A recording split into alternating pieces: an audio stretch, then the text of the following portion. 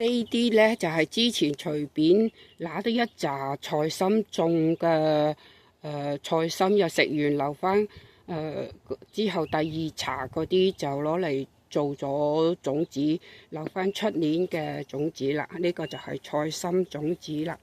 咁呢個呢，就係嗱，而家呢，就本身就喺呢度種嘅嗰紮菜心，攞咗種子，咁就加咗啲腐葉土。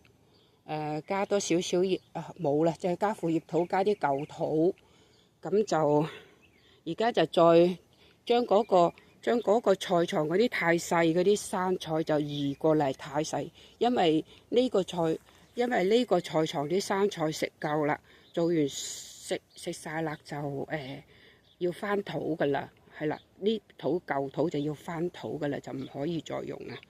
咁呢度呢，種都比較密。遲啲就攞啲嚟食，攞啲又係攞嚟做生菜種子啦，嚇，留翻出年做生菜種子嘅啦，呢度就。